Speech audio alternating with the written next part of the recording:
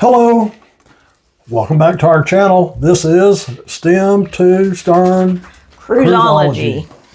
Glad you're back with us.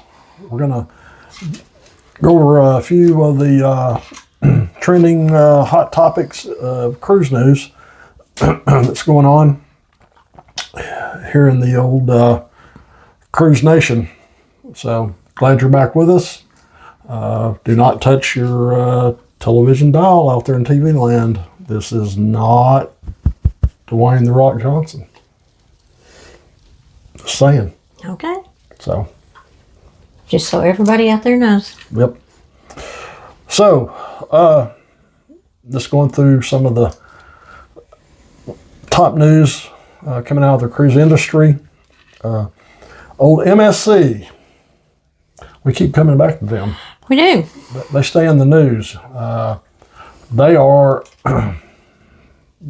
as we've said in the past, they're making a run at the North American cruise market.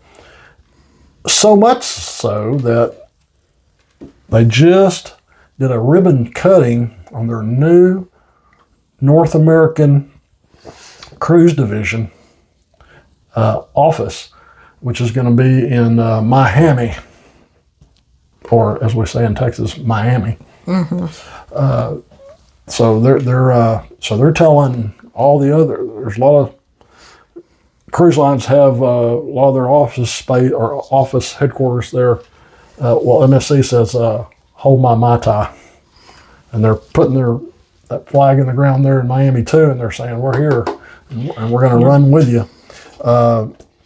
They've invested $100 million in that office in downtown Miami. It's called at the office building, Block 55 at Sawyer's Walk. That's where they're going to have their North American Cruise Division headquarters for their operations. It's very significant. They're making a big move in Galveston here in Texas by building the new terminal down there, putting bringing the seascape there, and making a move here in the Texas market or the southeastern part of the United States to compete with all the other big players in the cruise industry. It's estimated, the estimated economic impact there in Miami from this investing those resources is going to create like 1,500 jobs and impact $300 million annually and the direct economic impact on that area down there. So that's they're riding up on their hoss and saying, "We're here. Yep. Y'all get back. Hold my Mai Tai. Mm-hmm. We're coming at you." So, and of course, MSC has their commercial shipping division also. That's where they started, and that's where they have a lot of their resources. I'm not sure if the cruise line part of it is just kind of playing around a little bit. Maybe they're just playing around, but if they're playing around, they're making a statement. Statement with it, yes. They are. Do you have cruise news that you wanted to hit on something about Norwegian? Yeah, Norwegian is fixing to, in April, they're going to port in Philadelphia. It's going to be the Norwegian Jewel. It's going to arrive in Philadelphia in April, and it's going to be the first time that a cruise ship has been at that port in 15 years. Or since the American Revolution. Something like that. And in November, the Norwegian Pearl will be there, and I think, as of now, they have it booked out through 2033. The Pearl. The Pearl is going to be there. Is that the one Captain Sparrow was on? No, it's a different one. Oh. Yeah. Okay. But good try. I think of Johnny Depp when I hear Pearl. And a ship named Pearl. That's what I think of. But yeah, it's going to be and they're going to have it to themselves right now. There's not going to be any other cruise lines coming out or going out from that area. Right, better not let MSC hear about that. MSC will jump in on that one. MSC will ride up there on that hoss and put that flag in the ground. So Hoss in Texas means horse. Yeah. For anybody out above the Mason-Dixon line. Another cruise news that came out that was pretty interesting.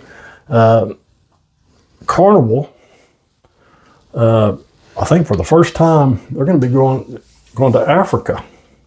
Very interesting. Yeah, I mean, you can swim with the piranhas, pet the hippos and the rhinos, high five the giraffes, all that kind of stuff. As the excursions, did you know that? I did not know that. But yeah, they're going there. They're going to visit very exotic, I almost said erotic, exotic places like. You did say erotic, yeah. I did, didn't I? Mm-hmm. It's a family show. Nobody knows what that means. And they're going to be looking at going to some of the stops in Tunisia and Morocco. Okay. So if you're wanting to go to Morocco or Tunisia, this will be the cruise for you. These are, I think they start out in various, maybe England and some part of their Mediterranean cruises. And they're 7 to 10 night cruises. So they have I think they're port intensive to a certain degree. So that would be fun if you want to go swim with the hippos. Yeah. I don't know about swimming with the piranhas. I don't know about that either. I didn't even have a strong thing about swimming. You might want to have with some pigs. travel insurance. Yeah. If you're going to do that, have travel insurance. Yeah. If you're going to swim with them piranhas, they get a little cheeky. Bite out of your cheeky. Yeah. So I thought that was pretty interesting. I mean, there's a lot of people. It's not something I don't know if on my bucket list where I say I want to go to Africa on a cruise. It probably would be interesting though. It would probably be a very interesting cruise to take. You know, not something Different places that, to you know. reconsider, but you know, everybody has their own bucket list places. So you out there in TV land that want to go to Tunisia or Morocco and some other stops, pet them little baby piranhas, this one's for you. Anything else on Norwegian? No, let's go on with what you're, Okay. because what you're fixing to talk about is kind of one of my bucket list ones. Oh, is it? Mm-hmm. Yeah, the old Queen Mary Deuce, she is making her first Panama Canal transit.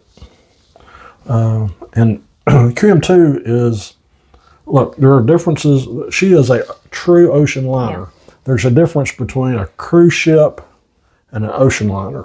Mm-hmm. Cruise ships are made to sail the nice, for the most part, relaxing calm waters of the Caribbean and some other places. Now, that's not to say that a cruise ship cannot transit the Atlantic Ocean. They can, they do, for repositioning. However, the Queen Mary is designed for one reason, and that's to stretch her legs going across the Atlantic in all kind of weather, and she's built for it. Speed, durability, and she just cuts right through the seas. And that's what she's designed to do, is to cross the Atlantic, go from Hampton to New York, from New York back to Southampton. But this time, this is a longer voyage. This is, I think it's, 108 nights.